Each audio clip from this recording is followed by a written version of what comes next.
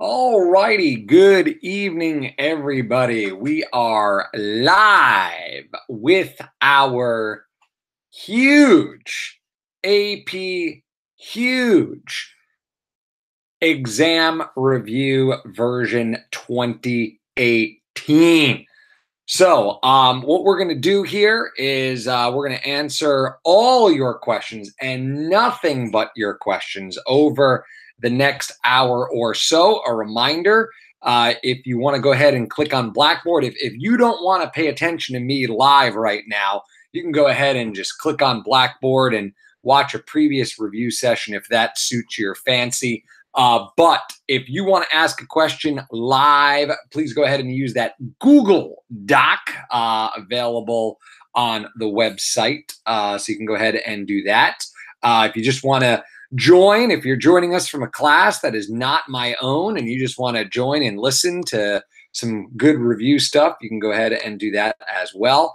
But we're going to go ahead and answer some questions. So a reminder, go ahead and use that because the chat feature is not available for this. So for those of you that like to use the chat feature, that is not the case.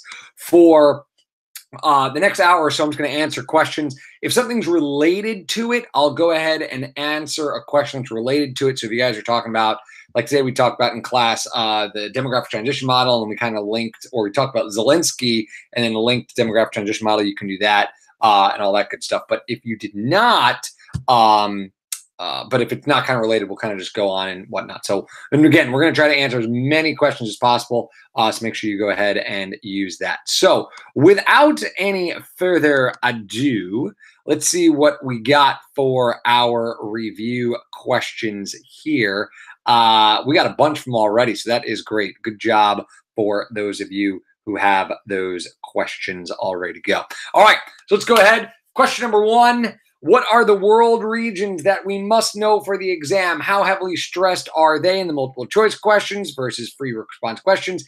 Is it okay just to state country names? Okay, good question to start off with. I would say that those regions are what the AP exam is going to refer to time and time again. So what I would encourage you to do is go ahead and look at those sheets. I think the geography group that did their review session, they had that in there. So if you want to go ahead and look at those sheets that I gave you in class, or they gave you in class, that's going to be a good scope of your knowledge in that regard, because one of the things that the AP exam does, if they're going to say sub-Saharan Africa, you better make sure that you and them are on the same level. So make sure that if you're going to maybe talk about sub-Saharan Africa in an essay, you're kind of thinking the same direction they're thinking of, or if they're looking at North America. Because remember, sometimes people's interpretations of that are a little bit different depending on where they're from, depending on what their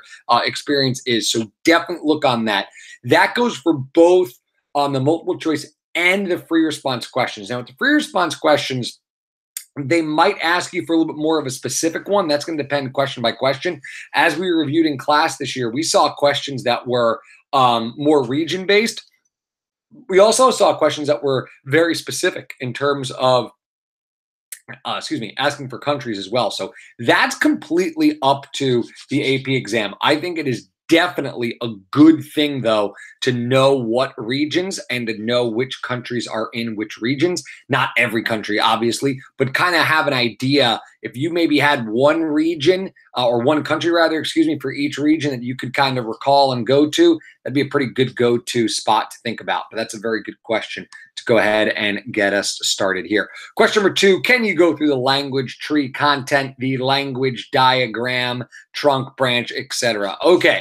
I am not going to draw it because that would be a disaster and you would all snicker at me and make fun of me. So instead, we're just going to go ahead and talk about it from an abstract perspective here. So if we think about the language tree, the belief is, the theory, the whole theory about the language tree is that if humans started off in areas and then gradually spread away, eventually these new languages developed from that. But prior to that, we all spoke one language. And that's the premise of the language tree. So we start off with the trunk of the tree, and that is a family.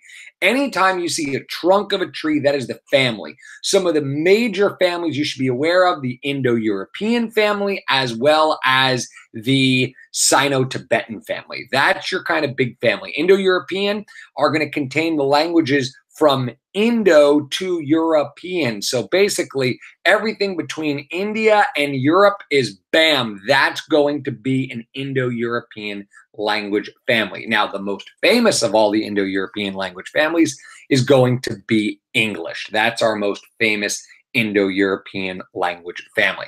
Now, Sino-Tibetan, the most famous one of that, Sino goes back to the fact of Japanese and Chinese, and then Tibet, of course, over Tibet. Most famous one of that's going to be Mandarin. So that's going to be the most famous one of that. Okay, now, when we talk about the idea of looking at a language trunk, like any trunk, we're going to eventually go up into smaller branches. And those branches are going to be what are called language branches. And those language branches are going to start to see where you see some differences. So here's Indo-European, and then we're going to start to branch out a little bit. And that idea of the language branches, that's where we're going to start to see some differences within the family. So within the family, we start to see differences. And that's no different than your family. You know, your mom gets married to your dad, who's maybe in, who's hopefully in another family, right? Your aunt gets married to another person who's in another family, right? And so you start to branch off a little bit. Within the branch, then there are groups, and groups are where we see division within the branch. This is where we're going to see things like different grammar and different vocabulary and different pronunciation. And then we're going to get to our individual leaves itself. And those little groups are going to be those little twigs that the leaves hold on to. So if we trace English, we're going to go Indo-European to the Germanic branch, to the West Germanic, to then finally the English. And that's going to be that. And remember, the bigger the leaf, the bigger the language speaker. Now, English is by far the most widely spoken language in the world. Now, notice what I just said there, most widely spoken, which means from a geographic perspective, it encompasses a lot of speakers. But if we were to go person for person, then Sino-Tibetan family with Mandarin's going to have the most. Now, one of the cool things that we look at when we look at branches is we can actually see there is some similarity within branches that eventually goes down to the groups. And the great example of that is the Romance branch. The Romance branch contains a language of French and English and Portuguese and Italian. And what we know about those is that there's a lot of similarity between those. Are they exactly the same? No, but there is some similarity between those that we don't think about all the time. Maybe it's different grammar rules. Maybe it's different ways that they end with plurals or something along those lines. That's the idea when we look at language, when linguistics looks at that. Now, the major theory that's been unproven, but they're trying to get closer and closer to it, is the superfamily, which is below the root. So if here's the ground, the roots of the tree, the belief is that if we all started somewhere, and the theory is if we all came from Africa at some point in time, then those roots are going to connect together and we can maybe find the actual first language. And that's kind of one of the major themes of that. But that, my friends, is the idea of the language. So bigger the branch, bigger the group, bigger the leaf, bigger the trunk, that's where you're going to see that take place there. So that is a good question with that. All right, question number 3, what is multinationalism? Multinationalism is a vocabulary word that we talked about when we talked about political geography. And it's different between multinationalism, multi-ethnic states, multinational states, and our regular nation states. So let's talk about those. The nation state, remember, the quest for the nation state is to have one group of people, to have your one group, to have one peoples, whether it's Germans, whether it's Americans, whether it's Icelandic peoples, what have you. That you have one ethnic group that speaks one language, that practice one religion, so that way you have what's called a nation state. And that is the quest that some countries are after, to try and have a nation state. And nation states are easy to govern. because everyone speaks the same language, they follow the same culture, they follow the same religion. Makes complete sense. It's easy to do that. The world, though, is far more complicated, and most of the countries in the world are what we call a multi-ethnic state. And a multi-ethnic state is when you have multiple ethnicities living in a country. And that is, of course, many countries in the world. Good example of that's going to be Belgium with the Walloons and the Flemings, which are different ethnic groups that live in one country together.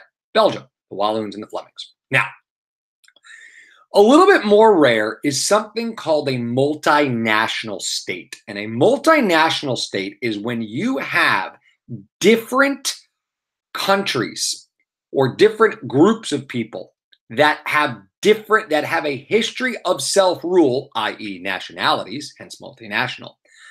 Multiple nationalities living together in one country that agree to be ruled as one.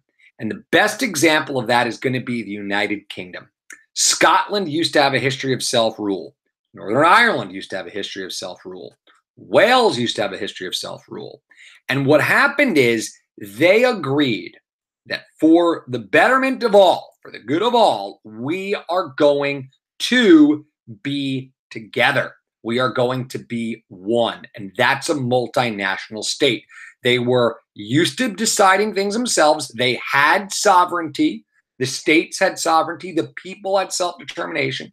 And they decided for the good of all, we are going to rule as one. Now, in some cases, it's forced, as we see with Scotland. Watch Braveheart over the summer if you want to get more information on that. The Soviet Union's another example where we kind of see this was more of a forced than more of a voluntarily type of thing in that regards. Needless to say, a multinational state are when you have nationalities, i.e. history of ruling themselves, who agree to be ruled by one. And that's the idea of a multinational state. Not many of them, because people don't want to give up their sovereignty. The states don't want to give up the sovereignty, and the people don't want to give up their self-determination. So that's a good question. Question number 4, what are the key concepts to know about agriculture, important agricultural methods? All right. The main idea here behind our agriculture is really 2 parts. Part number 1 is the world is divided between people that grow things to survive, and those are called subsistence farmers, and people that grow things in order to make money, and those are commercial farmers. Now, subsistence farmers are people, again, that are growing things to survive. They could be people that practice slash and burn agriculture, which we see in the bush of Africa, in the bush of Latin America. They could also be pastoral nomads, which we see in Mongolia, which are going to practice the nomadic herding of animals. They could be people that practice, for the most part, what we call intensive subsistence agriculture. And intensive subsistence agriculture are people that are working very hard, intense, in order to survive. And that is intensive subsistence agriculture. And wet rice, of course, is the big thing that they grow. Now, commercially, we see things like dairy farming, mixed crop and livestock, plantation agriculture, Mediterranean market gardening. We see ranching. We see extensive field crops. And the idea is these folks are working over, not all of them, large areas of land, but for the most part, the machines are doing most of the work. That's why they're able to grow food in order to sell, because they're not doing the work, the machines are. That's not to say they're not working hard, but the machines are doing the work. So dairy farms, let's go to that. Dairy farming is an example of intensive commercial agriculture, because you're still working very hard. Dairy farmers are working very hard. They got to go out, they got to milk cows, they got to do the butter with the eggs, all this other type of stuff, right?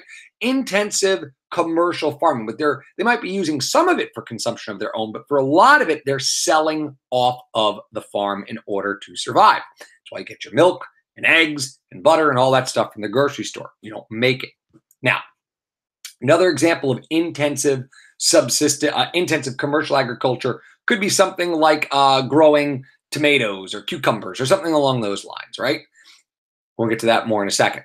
Extensive commercial agriculture is something like ranching or field crops like grain or corn. The idea behind that is you might have a farm that's thousands of acres big, and it's the machines that are doing the work. It can do the seeding, it can do the thrashing, it can do the collecting, it can do all that type of stuff. So you don't have to do that. I mean, you still have to drive a tractor, but you don't have to be in the fields picking every ear of corn, picking every wheat. That's being done by the machines. And that is extensive because it's taking up a lot of land. So intensive when you're working very hard, extensive when you're taking up a lot of land. In terms of the subsistence extensive farming, that's things like ranch, that's things like pastoral nomadism, and that's also things like the idea of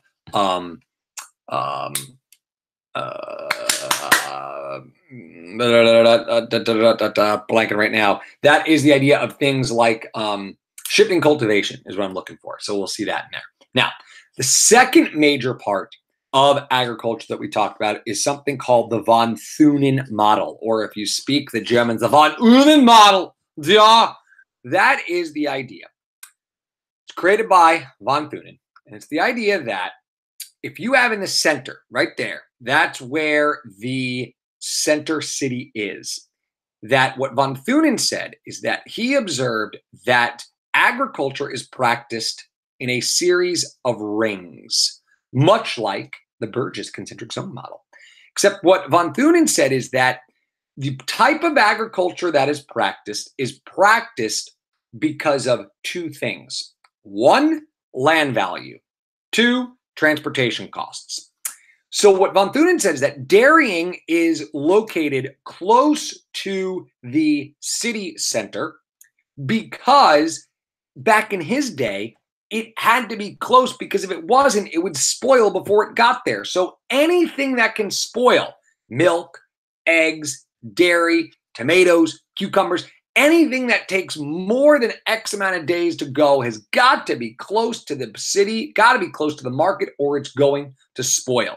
And those crops, milk, eggs, cheese, tomatoes, cucumbers, those are all much more profitable. So since the land right next to the city is very expensive, you want to have a crop that's pretty valuable there because you can make a lot more per acre.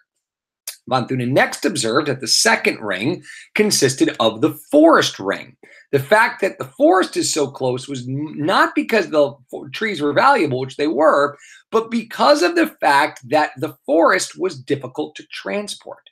So you needed to have it closer to the city, much like in our Weber theory, where you want to move what's heaviest least. So what von Thunen said is trees are heavy. We don't want to have them too far from the city because if they are, then that's going to eat into our profits. The third ring was the extensive field crop ring. This is your corn and your wheat. It doesn't matter that it's further out because it's not going to spoil. And that is also going to need a larger area. Well, land 3 rings out is less valuable because it's further away. And then finally, we have ranching, which is the furthest out of all. The animals can transport themselves, so you don't have to worry about spoilings. And that land is the least valuable of all, so they can just graze out there forever. So that's the idea of the von Thunen model. Now, the von Thunen model today is completely outdated. We have refrigeration, we have better roads, we have don't really have a forestry ring anymore. We don't really have to worry about those types of things. But what we do see is that the von Thunen model is applicable on the continental and country level. And we can see that with the Northeast, which is still predominantly our major market area. Right outside of that, we got the farming. Outside of that, we got the forest to a lesser extent, and then we get mixed crop livestock, then we get ranching. It works if you look at it on a continental scale. So it's not to say von Thunen wasn't wrong. It's just to say it's not as applicable as it once was. Certainly not as applicable, on that level. All right, we're on question number 5. Do third-tier world cities not have to focus on access to resources? They do have to focus on access to resources, but the deal with third-tier world cities is the fact that if we look at this, this is getting to the core periphery model, the core, the semi-periphery, and the periphery. The core cares about the raw materials because they are taking that and making it into something and then giving it back out to the periphery and the semi-periphery.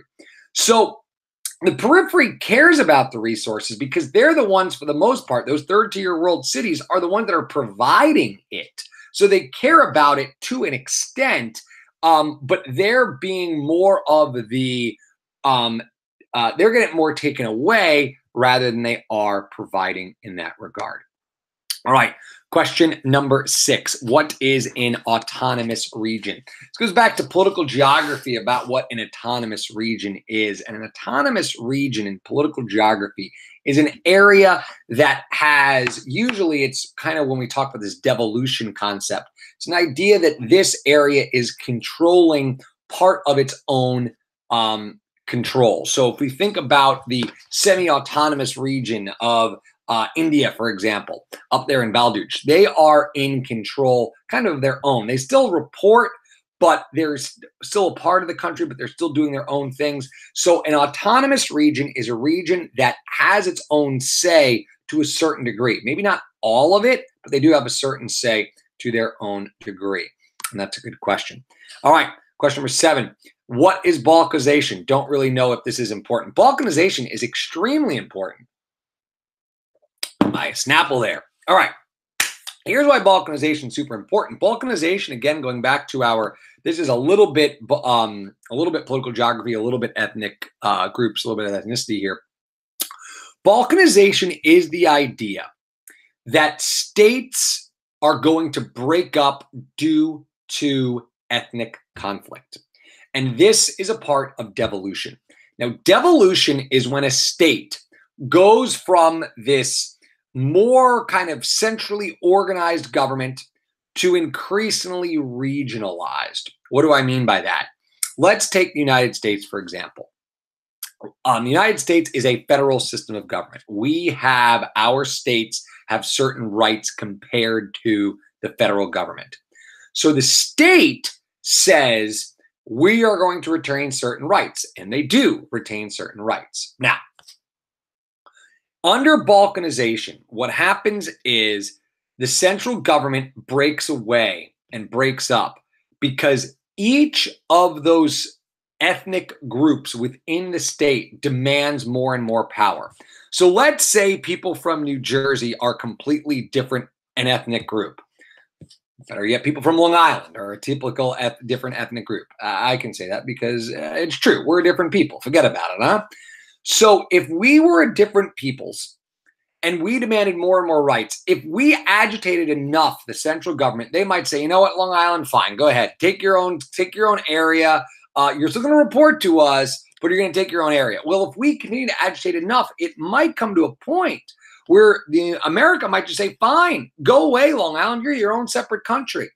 And that's balkanization, when there's ethnic conflict and it breaks up. Now, devolution doesn't have to be the breakup of a state. Devolution can just be, we're just going to give more power to the regional areas. But balkanization is the breakup of a state due to ethnic conflict. And it gets its name because of that area, the Balkans, with the idea of the former Yugoslavia, where all of these ethnic groups were tied together under Yugoslavia, under Tito, and then Tito dies and they don't want to work together anymore. And bam, now we see this big blow up that happens. And that, my friends, is balkanization. And that's an important term because in some cases, we see it happening around the world. And that's why we see a move towards nation states, not a move towards multinationalism. All right. Moving right along here, we're on question number 8, and question number 8 deals with what is the Green Revolution. The Green Revolution is during the agricultural revolution, is a type of agricultural revolution, and this is the agricultural revolution where we start to see things like genetically modified foods and biotechnology and these types of things. The idea behind the Green Revolution is that it's actually helping feed the world. Thanks to things like genetically modified foods, thanks to things like biotechnology, we are able to feed more people with less. I'm talking about things like double cropping of corn, where corn is bigger. We're talking about things like seedless watermelon and seedless grapes and all these other types of things. Now, the possible downside of this, though, is possible side effects, which we're still kind of thinking about right now, as well as the ethics of it. Should we be doing it? Should, as I mentioned in class, should we really be having a salmon gene injected into strawberries so that way it doesn't frost? I mean, should strawberries really be growing in Alaska? Probably not. But they can, because of the fact that we can genetically modify food to an extent. Should that be happening? And that's kind of a great question. That's a great bioethnic question that we're kind of looking at. But that's the Green Revolution. Genetically modifying foods, biotechnology, but also to an extent we have this Green Revolution where people are concerned about where their food's coming from, and it's that's just been the backlash of it. This move towards organic food, not having pesticides. So it's kind of been a backlash to that, and that's one of the things that we're looking at now. All right, question number 9, difference between blockbusting, gentrification, and redlining. That goes back to our cities and urban land use and what the difference between those terms are. Blockbusting was a term that was popular with real estate agents in the 1960s. And what real estate agents would do in the 1960s is they would tell white people that, oh, this is turning into a minority neighborhood. It would scare the whites. The whites would leave. And then the real estate agents would sell it to a minority family at a higher price. And this was made illegal, was blockbusting, because the idea is you're not supposed to buy the house based upon who lives in the neighborhood. You're supposed to buy the house based upon the house. And that, was blockbusting. Now, redlining was something that the banks did. So real estate agents did blockbusting. The banks did something called redlining. And redlining was where banks would quite literally have a map, and they would draw a red line saying this is where we are not going to lend money to. The idea was that if the banks don't lend money to people buy a house in that area, the houses become not very good. They become very bad. No one can go in to kind of rebuild those houses. Minority groups can't move in there. And so it really kind of is a way that bankers they would say, hey, they're trying to protect their interests. But in actuality, it was keeping certain areas with certain ethnic groups in that regards. And then finally, gentrification. What is gentrification? Gentrification is the idea that people move into an area and through their work, rebuilding that neighborhood, making it nicer, that eventually what we see happen is these areas become more valuable. And this is a big thing that goes on in DC. Now, the big thing about this, folks, is that gentrification is not done by the government. It's done by people. This is when we talk about gentrification, we're talking about an up-and-coming neighborhood.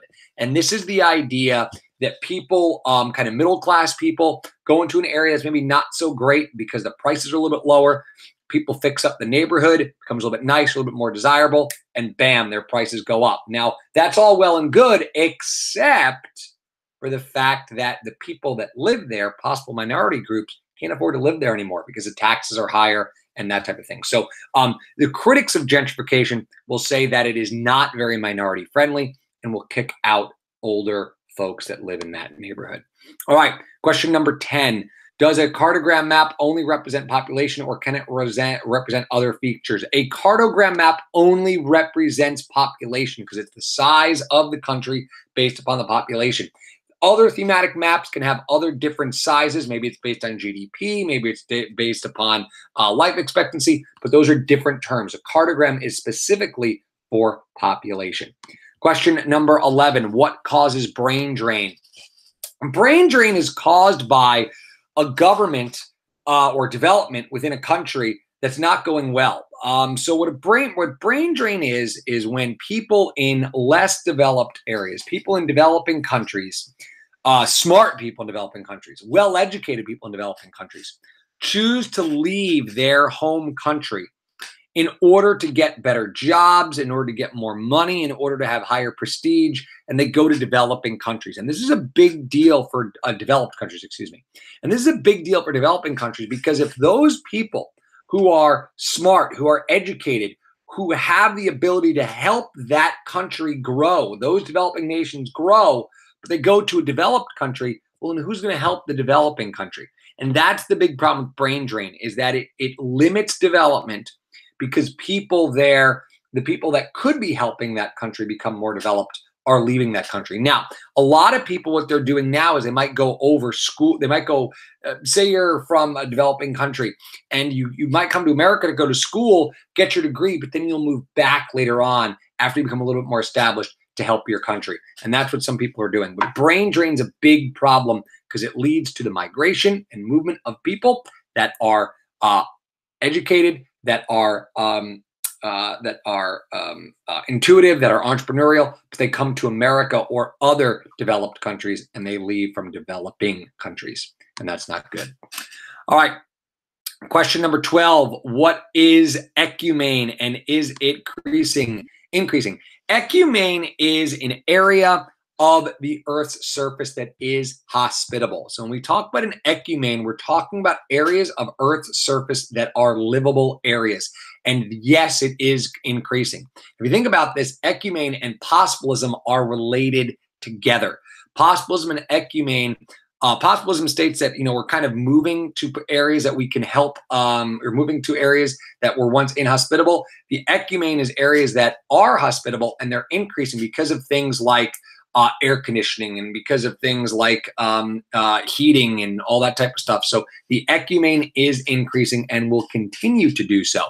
Now, with that being said, there will always be some areas that are inhospitable, simply too cold, simply too hot, simply too dry, simply too wet, simply too high to live in.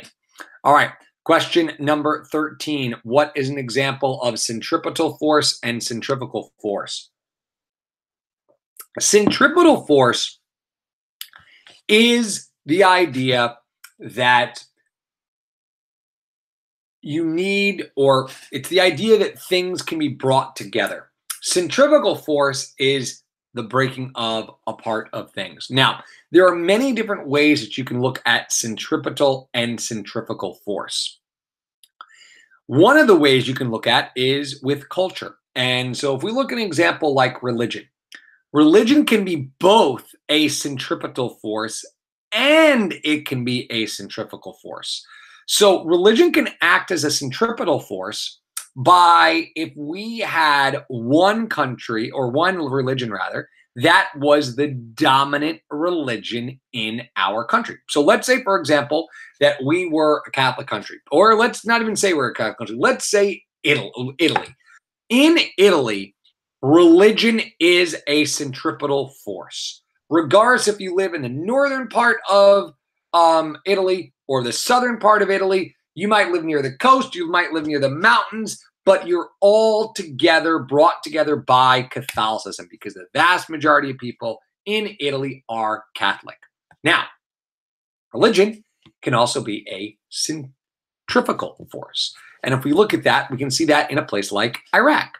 In Iraq, there are several different Muslim groups, but there are different branches of Islam. There's the Sunni branch, there's the Shia branch, and so there is religion. Well, theoretically, it should be uniform. Hey, we're all Islamic. That should be all okay. We're all Muslims.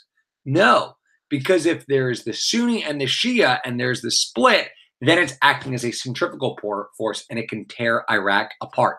Language can be done the same way. We saw this in the US, we predominantly speak English, and that is a unifying force. However, language in Belgium is a dividing force. It's a centrifugal force because it is breaking people apart, because you have the Walloons, who of course speak French, and the Flemings, who speak Flemish. And so that's dividing it apart. But in a place like Canada, even though they speak two languages, for the people of Quebec who speak French, for them, language is a centripetal force because the French speakers bond together over the fact that they are French. Je me souviens. And that is for Juliet. All right.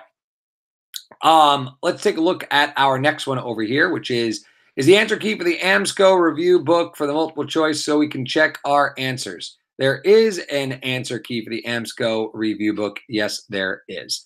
I will get it to you after this review session because I am, working on something right now. Question number 15. What is the epidemiological transition model and examples? The epidemiological transition model is why people die at each stage that they die at. So what the epidemiological transition model does is it looks at the demographic transition model and says this is why each group or each area is dying for, this is what they're dying from. So in stage 1, you're dying from things like the plague, you're dying from things like pestilence, and you're dying from things like yellow fever. You're dying from things that are pretty curable if you had a developed society, but you're not developed because this is kind of, before development. In stage 2, once we start to see this move towards the cities, that's where we start to see city problems.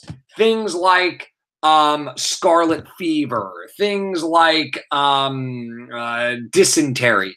What we know is city problems.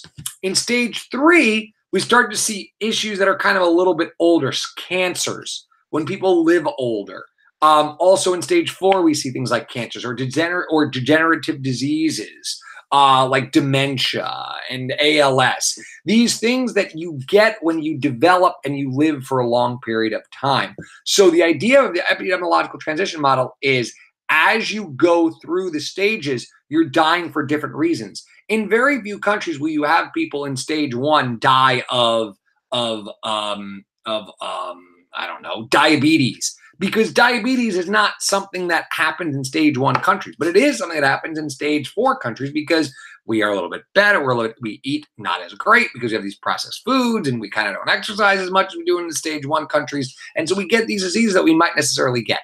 That's the idea of the epidemiological transition model.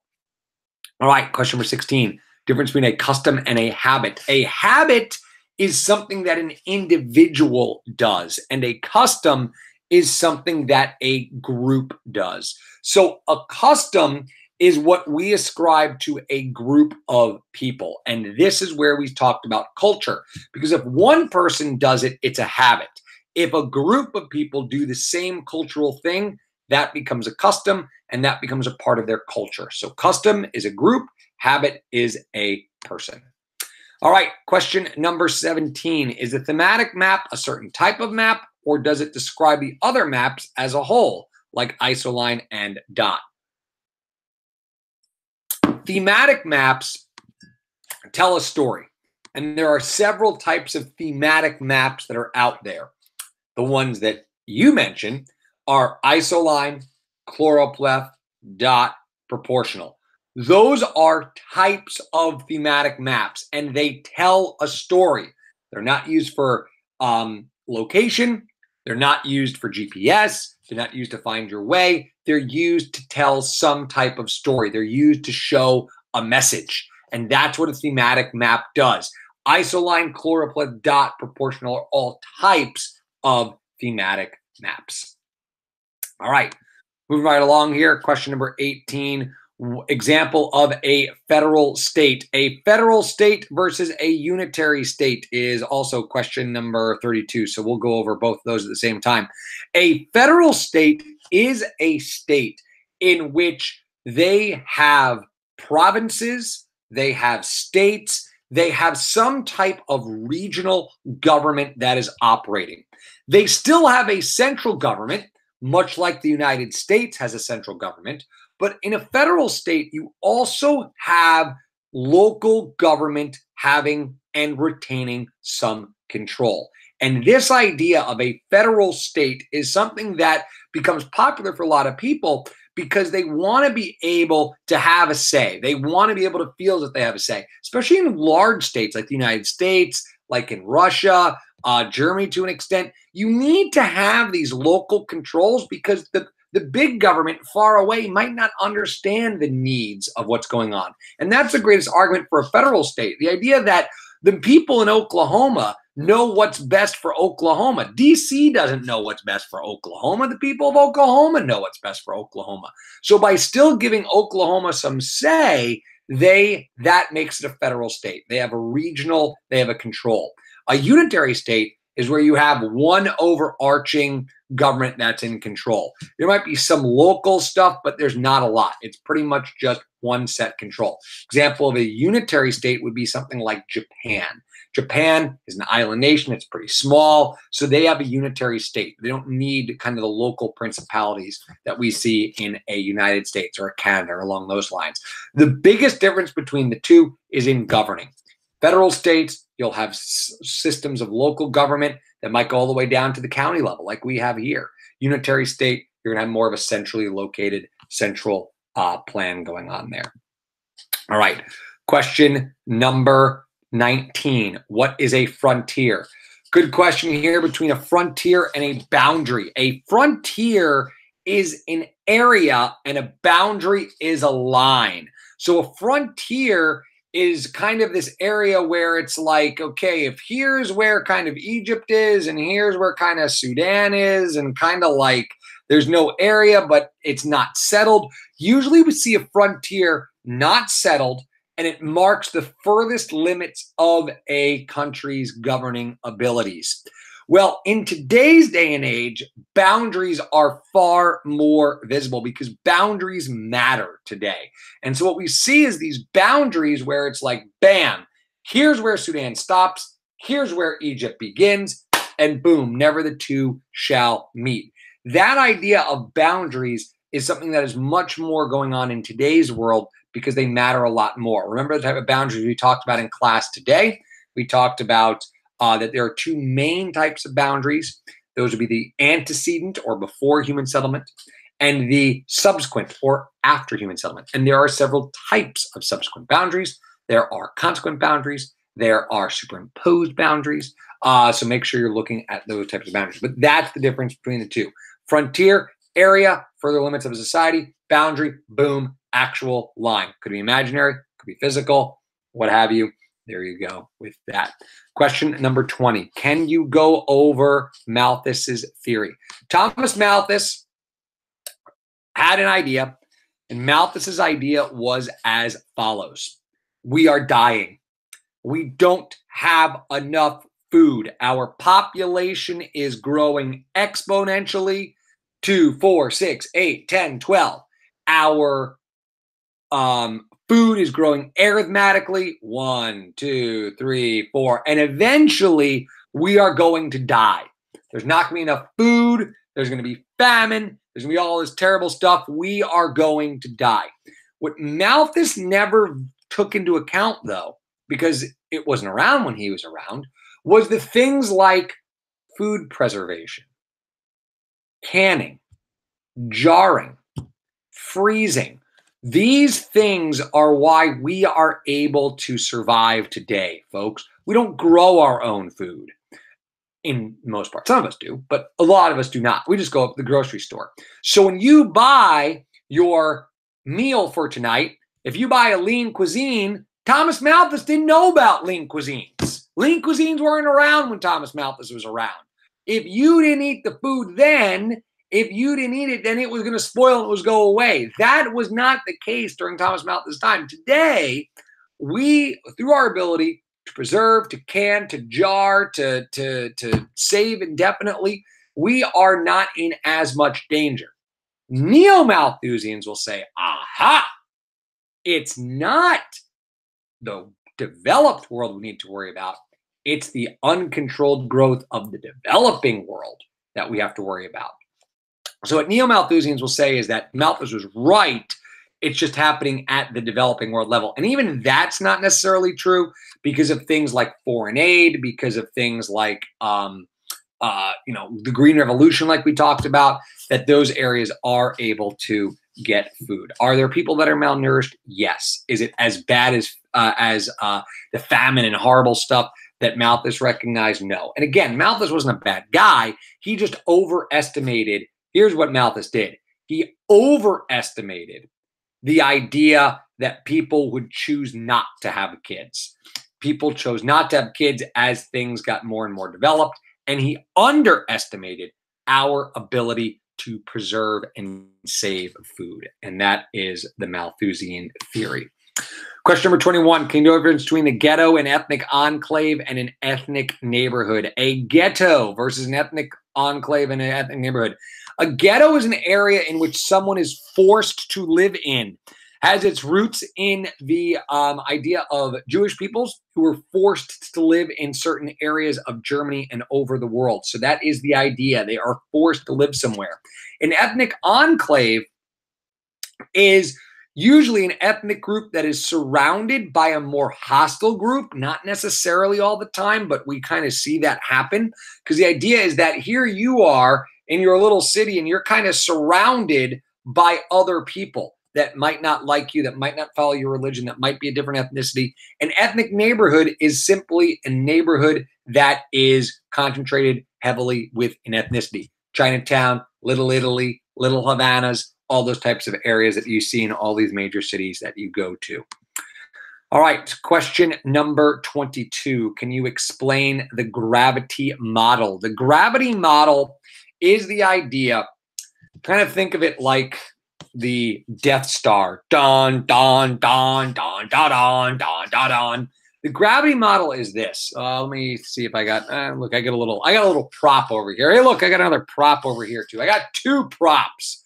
What the gravity model will say is that this and this, they're roughly about the same size, so it's not going to work as well, but that's okay. What the gravity model will say is that if these are two cities, which city you are closer to, you are more likely to go to.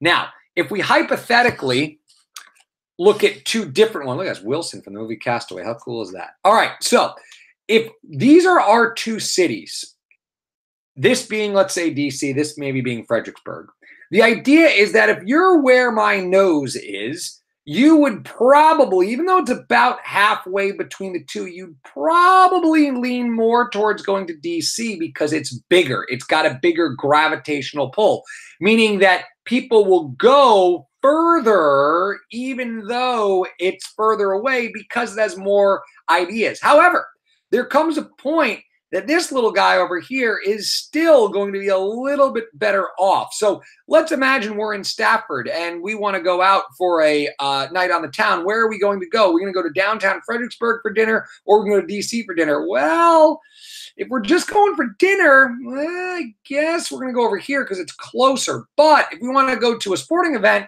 the Fredericksburg, I don't know, versus the Nationals, we're probably going to go over here. So the idea of the gravity model is you are going to go where is bigger and is closer. That's the gravitational pull. It's why you go to DC and you don't go to Fredericksburg or Richmond or so on and so forth. For us, it's very easy. But for other areas, it's a little bit more difficult and there's a little more decision. Fredericksburg, you can go to DC, you're going to go to Richmond. That's the decision.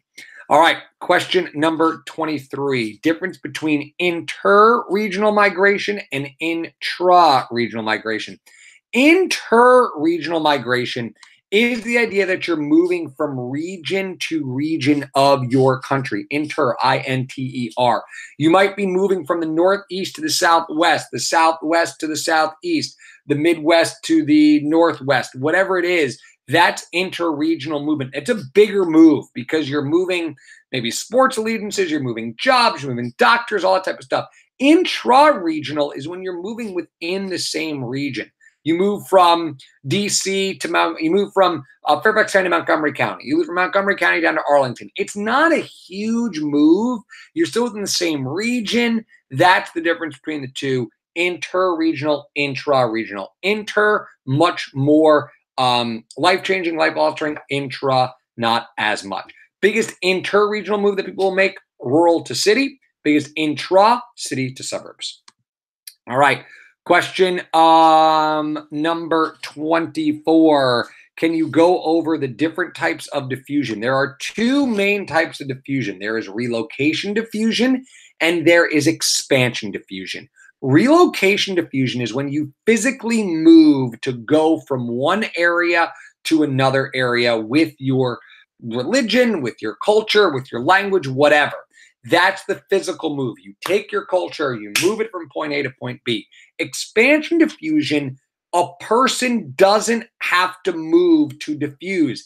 I'm diffusing right now because who knows who else is watching this all over the country or all over the world. Who knows? But the idea of expansion diffusion is that it starts at an hearth. It starts at an origin, and then it spreads out from that area without necessarily the person moving to spread it. There are three types of expansion diffusion. Those three types are, you have hierarchical, you have contagious, and you have stimulus. Hierarchical diffusion is when you have a node of power, a celebrity, an endorsement, a person who knows something about music or knows something about movies says, hey, this is pretty good, you should go see this, and then you go see it. Or the president or a king says, you're going to do this, and then you go ahead and do it. That's hierarchical diffusion. It follows an order. Stimulus diffusion is that idea of the underlying spread that, take a look, we were talking about McDonald's with the hamburger. McDonald's hamburger, the idea of a hamburger is you're going to take a patty of meat, and then you're going to take bun and put it between it, right? Well, in India, they don't eat beef, but they still eat the Maharaj burger, which of course is the lamb burger. So it's a difference. The idea is the same, meat and bun, but what's in between is different, and that would be your meat substance. And then finally, you have contagious diffusion, rapid, widespread. We always think of things like contagious, like the flu or those types of things. But in actuality, the best way to think about it is like a fad. The idea that you have a rapid, widespread silly bands or the fidget spinners or whatever, Pokemon Go, all that type of stuff that's now no longer around. That's contagious diffusion. Bam, rapid, widespread, viral video. What's the newest one? Is it, I don't know, that those two words that they're thinking that is Laurel or Yanni. And it's definitely Laurel, by the way. Yanni or Laurel, give me a break. It's Laurel. My goodness. All right. Question number 26. What is the difference between basic and non-basic industry? The difference between basic and non-basic industry is what is going on in your particular city that you're producing. We didn't spend much time on this because it's really not that critically important, but a non-basic industry, it kind of is counterintuitive. A non-basic industry is what your city does to survive, and the basic industry is kind of what your city later on gets for it. So let's say you're down in the South and you're down in Farmville. Well, the non-basic industry of Farmville is the manufacturing of, I think, furniture down there that they do. The non-basic one would be like the university or something along those lines. So not that difficult for that one. Question number 27, can you explain the difference between site and situation? Site factors are characteristics that are unique to that specific spot. It's climate, it's vegetation, it's topography. That's specific to that one area. Situation is going to be relative to other things. How far downriver are you? How close are you to this? How close are you to an area? It's a measurement of a distance, 100 miles from, 50 miles from. Situation and site are different. Site is describing the specific characteristics of that place. Situation is kind of talking about its general location compared to other things. Question number 28, can you go over the definitions and differences of place, site, situation, anything else sort of related? So we talked about site and situation already. A place is that idea, it's that unique spot. It's what is it about that spot that makes it unique? And we talked about this throughout the entire year when we looked at things like our traveler site of the weeks. Looking at the idea of what makes it unique, that sense of place, what makes it different than any other place on earth. And what you do is you use site and situation characteristics to talk about the place. And that's what you do with that. Question number 29, can you go over formal, functional, and perceptual regions? Formal, functional, and perceptual. Formal regions are regions that are, for lack of a better word, measurable. Now, we always get trapped in this idea that Virginia is an example of a formal region, and it is because we all follow the same laws. But A formal region is also something that you can measure as well. So if you look at something like the Corn Belt, the Corn Belt is measurable because what you can do is you can measure the counties in Iowa or Wisconsin or Nebraska or whatever and measure how much corn they make. So if you say the Corn Belt is states that counties that have 25% or more of their fields grow corn, that could be a formal region. You're measuring it by something. How many people attend religion once a week in these counties? That's the Bible Belt, whatever. It's a measurable thing. That's what a formal region is because you're formally measuring it. A functional region is that area of a node and then it spreads out from that node. So for example, a radio station. Radio station's got an antenna. If you go right next to that antenna, it's going to be the strongest signal possible. As you go further away, it gets weaker and weaker and weaker. The function of that region gets weaker. A supermarket. Supermarkets have ads closest to it. As you get further away, our ads for our giants here are not going to be the same as the giant ads in Maryland because as you get further away from that, it's going to be different. Perceptual is going to be the thing that exists in your mind and my mind. The South. How do you measure the South? Can you really measure the South? I might measure the South differently than you might measure the South. What is Northern Virginia? Who knows? That is what we talk about with perceptual regions. It varies person by person. And that's the major idea of perceptual regions, that it varies from person to person. Question number 30, can you please explain the von Thunen model? I think I did the von Thunen model already. If you go back earlier and check it out. Real quick though, remember concentric zones. At the start, you have your city. Outside, then you have your intensive farming that's close because it's perishable, but it's also more profitable. And then you have the ring of forestry. And then you, because that's closer because you want to get transportation. And you have extensive field crops after that because they're not as perishable, so they can be further away. Land is cheaper. Finally, ranching furthest away because it's the cheapest, and it can also transport itself. And that's von Thunen model. Remember, farmers are acting, the assumption is that they're acting on profit and the transportation and land costs. So that's that. Question number 31, value added. That's development and productivity. Value added is something that varies depending on culture. We talk about, or development, we talk about developed countries usually add more value, higher skilled, higher wages than do primary jobs or manufacturing jobs. Service jobs add more value. Can you go over the difference between unitary and federal state? I think I did that already. All right. Whew. That, my friends, is just about 1 hour. So technically we are done. But if you do have any last minute questions, I'll give you a minute or two to write down any other last minute questions you could have. And then we'll go ahead and close this bad boy out. A reminder, folks, get yourself a good night's sleep. Get yourself some nice Z's. Maybe you want to listen to Mr. Swain as you go to sleep tonight. The sweet melodic voice, if I will, of myself. Reminder, if this review session wasn't enough for you, check back on Blackboard. There's a couple other review sessions. There's a 2017 review session. There's a 2016 review session. So you can watch those to your heart's content. If you want to cheat on me and watch someone else's review session, you certainly can. For those of you that are looking for the AMSCO one, if you would like the AMSCO answers key, I have a copy of that. Let me know. I'll go ahead and send that to you so you got that all squared away and ready to go. And as for the rest of you, we got, I think, one more question here, and that is, can you explain the different factors of HDI, the Human Development Index, which measures development? You want to get to 1.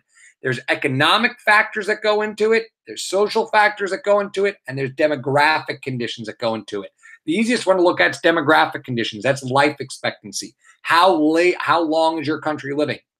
The social factors, you're measuring access to healthcare, you're measuring access to education. Those are things that are devoted, that take a pretty good deal amount of money. So if you have high literacy rates, high years of schooling, and a lot of people have access to doctors and a lot of people have access to hospitals, that's going to work out pretty well for your development. And the economic conditions, GDP per capita. How much does the average person make in your country? You put that into a giant mathematical equation, and it gets as closer to 1 as possible. The closer you are to 1, the better you are. Gender Development Index is the equality of the sexes in producing those things. So, for example, if you have a country in which men and women make roughly the same amount of money, live roughly the same amount of time, go to school roughly the same amount of time, that gender development index is going to be pretty close to 1. If you have a country in which women are way outnumbering men in terms of earning money, in terms of going to school, in terms of living, then that's going to not be as good. Gender empowerment measures the ability to decide where those resources go. How many women are managers? How many women are business owners? How many women are in positions of power in politics, prime ministers, secretary of states, all that type of stuff. So you see that in there as well. All right. That, my friends, is the end of our review session tonight. So, a good luck to you all tomorrow. Make sure you stop by. I picked up some Tropical Punch Minute Maid, picked up some Tropical Punch Berry Punch ready to go for tomorrow. I'll have your bagels. I'll have your schmear. I will have your stuff. I will provide you the food so then you can go eat for tomorrow at the AP exam. So, good luck if I don't see you. If I see you tomorrow, we'll wish you good luck one more time. You remember, you know more than you think you do. I'm confident of it. I know that you guys are well prepared. I know that you're going to try your best. And you know what? That's all I ask for, is that you 100% try your best and put the most into it that you can possibly put into it. So, for the last time in 2017-2018 school year, that is it. Our review session is done. Our review session is over. Have a fantastic rest of your night. Good luck. Adios.